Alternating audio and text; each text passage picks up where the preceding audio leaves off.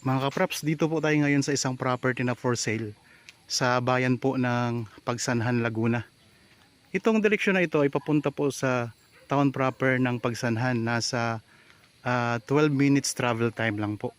At ang property na i-offer ko sa inyo mga kapraps, ito na po. So itong part na ito ay sakop po ito ng property. Tapos ang mas malawak na part ng property mga kapraps ay papunta po doon sa may bandang likuran. Merong itong overlooking at saka mountain views. Napakaganda ng view dito. Tapos ito sakop po ito. Ayan, may mga puno dito na mahogany. Tapos tabing kalsada, kasama po ito sa property. Tingnan nyo po, may mga katabi din kayo mga property dito ng mga develop na. Ayan o. Tapos may mga bahayan din dito sa may bandang unahan. Ito naman po, may kaharap po na farm lot din na for sale din po yan. Nasa YouTube channel ko na po yan. Nakapost na. Pupuntahan natin yung pinaka-part ng lupa na mas malaking part. Ito kasi ay maliit lang na part ng lupa.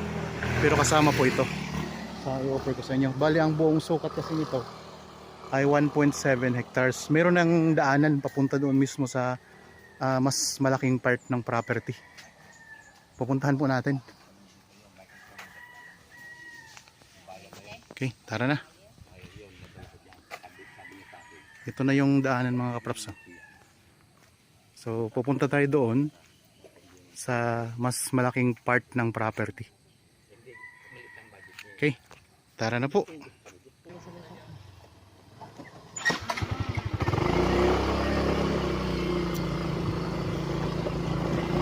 Pakita na namin sa inyo mga kapraps yung overlooking views.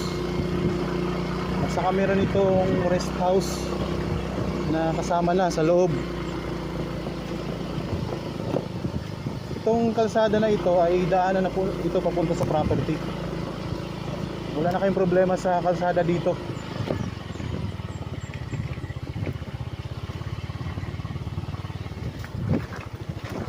Kunting takbo lang naman, kunting lakad lang, nasa property tayo. Yan, meron dito mga katabi na ng mga farm.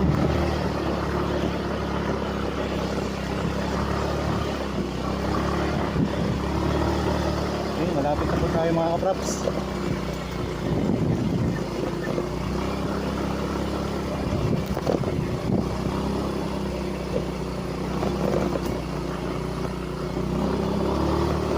Yan, may kasama tayong guide natin.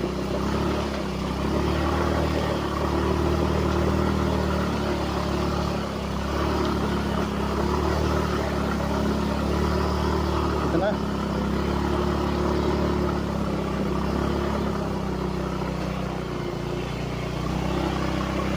Ako lang ang approach ng property.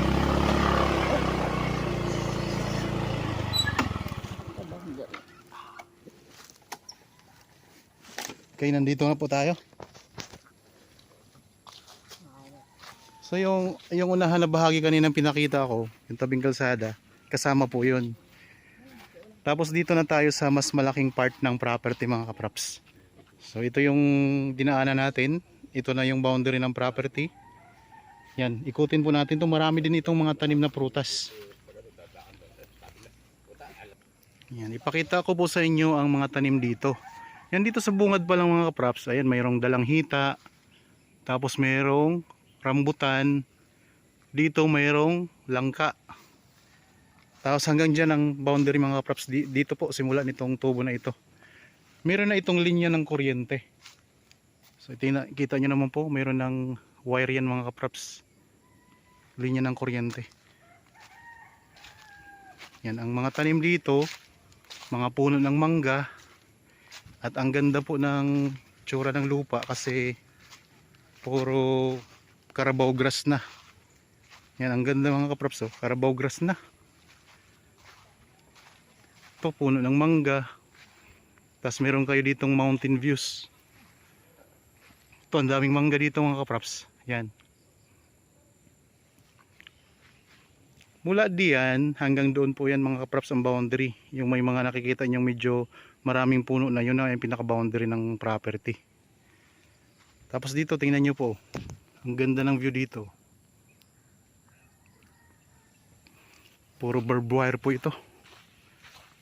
Sorry, puro Carabao grass. Yan, hanggang dito sa puno ng mangga ang boundary niya. Pupuntahan natin yung rest house. Mayroon na kasi itong kasamang rest house. Ayun, oh. Rest house mga kaprops. Tapos dito, ito ay mayroon ditong maliit na creek. Nasa ngayon wala pa po siyang tubig. Yan yung pinaka boundary ito. Yung may kawayan na yan. Tapos itong mangga. Tara. May mga tanim na mga rambutan na yan. Daming bulaklak na rambutan, oh.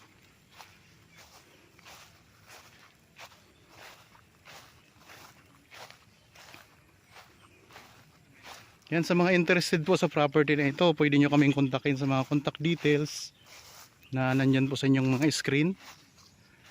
Meron po tayong Viber, cellphone number, Facebook Messenger, pwede rin po sa WhatsApp mga kaprops. Ayan, ito yung daming bulaklak na ng rambutan. Puro bulaklak na.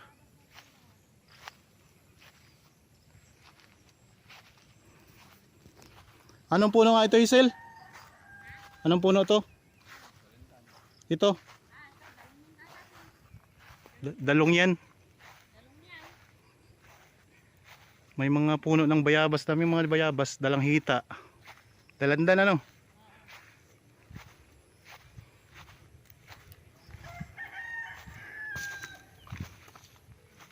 Punta tayo dun sa may taas na bahagi para makita natin yung yung overlooking view.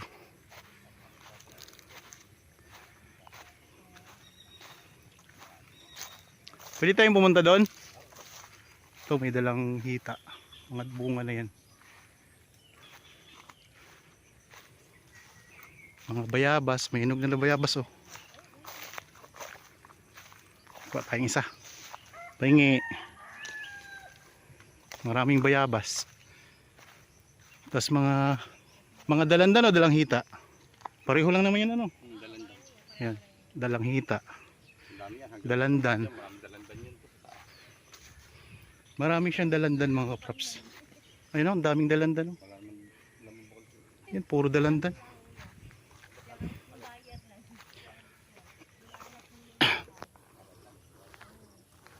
Ito ang rest house mga kaprops. Tayo.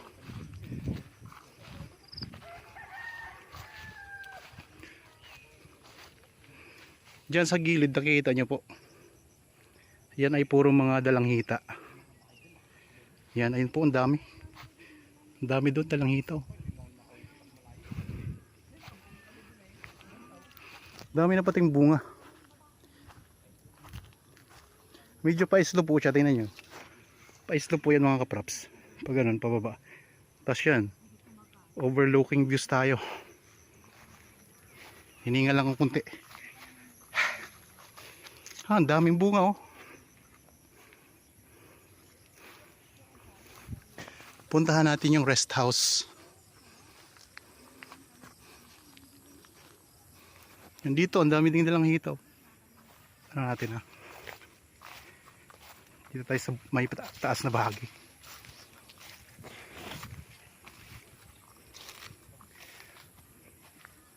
Meron ng bakod na barbed wire. Tingnan nyo po. Yan. May mga bakod na yan na barbed wire mga kaprops.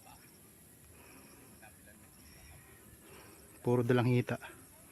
May saging din, oh. Tapos ito yung pinakamagandang view niya mga kaprops, oh. Overlooking view.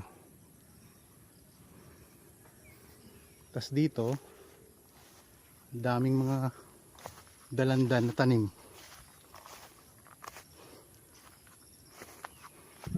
Yan yung pinaka boundary niya. Yan. Boundary ng property. Ganun. Daming mga rambutan din dyan. Punong-puno ng ng bulaklak.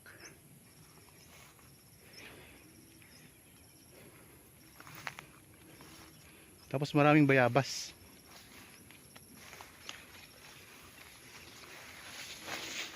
May malaking bunga ng bayabas.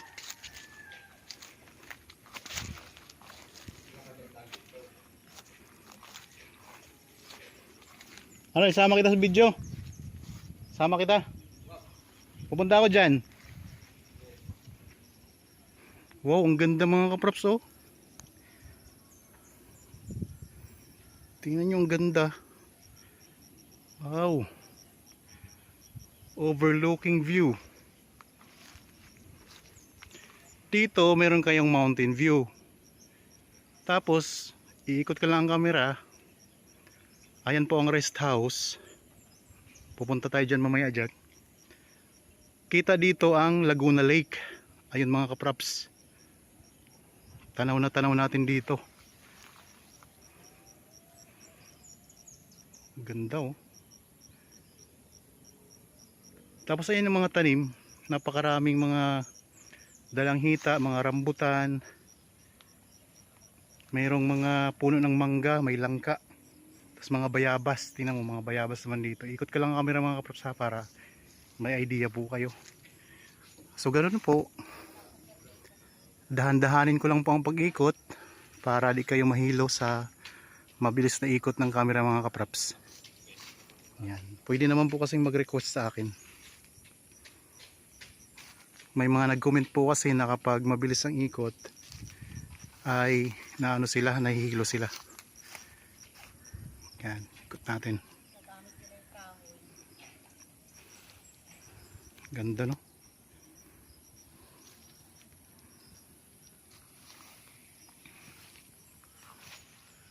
Okay, pupuntahan na natin yung rest house.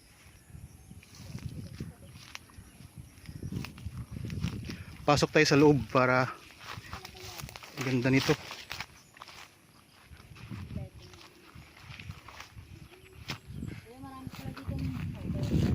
Ayun, malalaki dyan sa taas. Ulit mo. Yan, ang ganda din ng rest house mga kaprops. Bagong gawa lang to. Ilang taon pa nga lang to, kuya? Mga 1 year lang ito.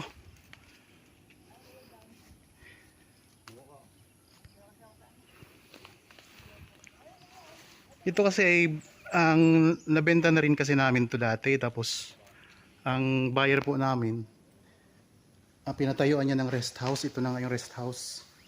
Tapos ngayon po, nagdesisyon siya na ibenta din uli. Pero tignan nyo naman ang ganda dito sa lugar na ito mga kaprops.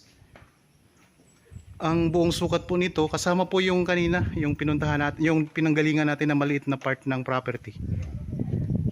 Ang buong sukat talaga nito ay 1.7 hectares.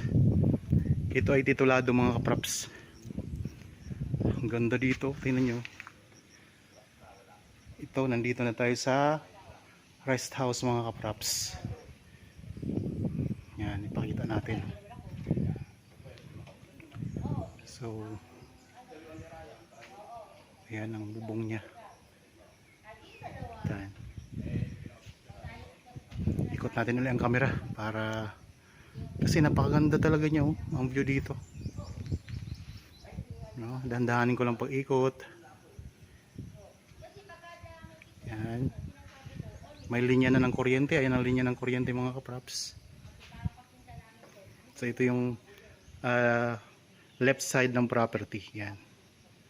Maraming tanim yan. Tapos ito yung harapan ng rest house. Yan yung view mo. Tanaw na tanaw mo dito ang Laguna Lake. Ayun ang Laguna Lake mga kaprops. Tapos may mountain view ka dito. Ayan, may mga puno ng kawayan, mga bayabas. Tapos may mga dalanghita. Ang daming dalanghita dyan, oh. Yan, mga dalanghita po yan. Tapos ayun, may mangga. Tapos doon din sa bandang gilid may mangga. Tapos doon may may mga mahogany na puno. Tapos langka.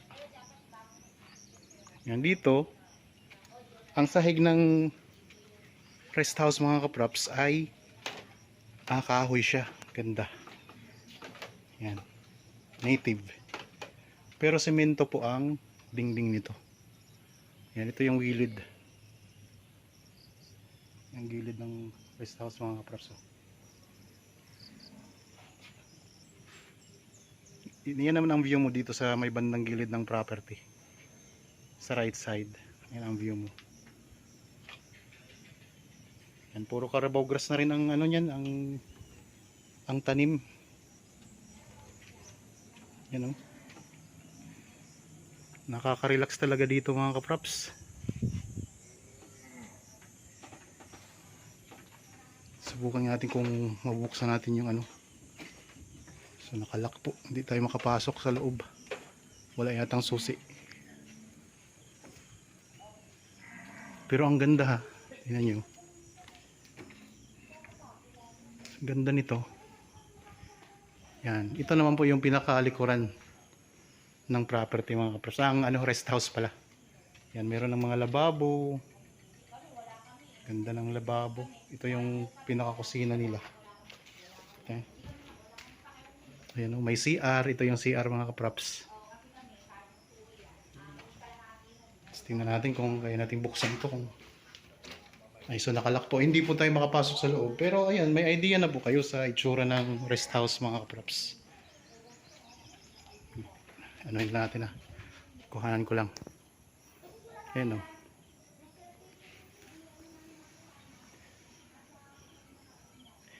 Ganda. So punta tayo ulit doon sa harapan. I-highlight natin to. Ang ganda kasi.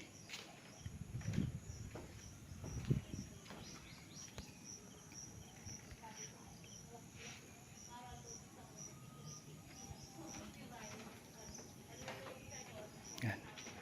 Okay, baba tayo ulit. Pupuntahan natin yung gilid ng bahay. Para ikot na ikot talaga natin to.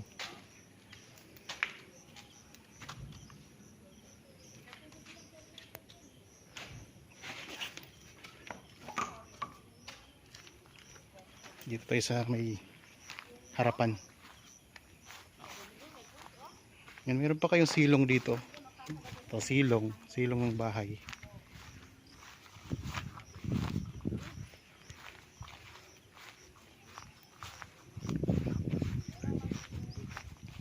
Ganda mga kaprops, may rest house na kayo.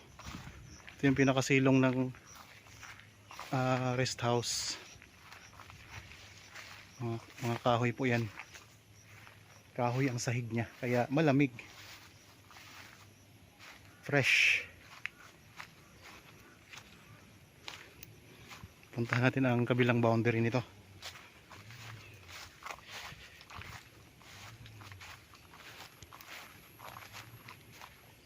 Yan, ito yung pinaka boundary. Ayun, dami ding mga dalanghita mga kaprops. Marami na ring bunga.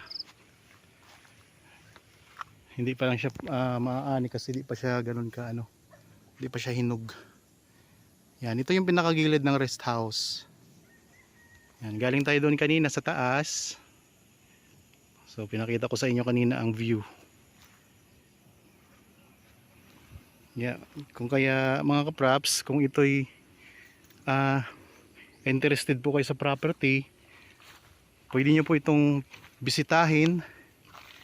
Meron kayong part ng property na katabi ng kalsada. Tapos may kalsada na po dito pagpunta sa mas malaking bahagi ng property. 1.7 hectares ang kabuuang sukat nito. Mayroon na kayong rest house. Yan, kung gusto niyo po yung pagandahin, pwede naman mga kaprops. Ang ganda ng view dito sa loob ng property. So ulitin ko lang po. Ito ay matatagpuan natin sa bayan ng Pagsanhan, Laguna. Merong mountain views, merong overlooking view natanaw yung Laguna Lake, at marami pong mga tanim na prutas. Mga dalanghita po ang pinakamarami dito. May mga rambutan din po, mangga, mayroon din puno ng langka, may mga bayabas. Kaya kung nagustuhan nyo po ang property na ito, kontakin nyo lang po kami mga kaprops para kung gusto nyo makita ng personal, magpa-schedule lang kayo sa amin. Okay, para po sa mga bago pa lang sa aking channel at napadaan lang po dito sa aking channel, huwag nyo pong kalimutang mag-subscribe at pindutin na rin po ang notification bell para maging updated kayo sa mga bagong property na i-offer namin. Maraming salamat po. Lagi tayong mag-iingat at God bless po sa ating lahat mga kapraps.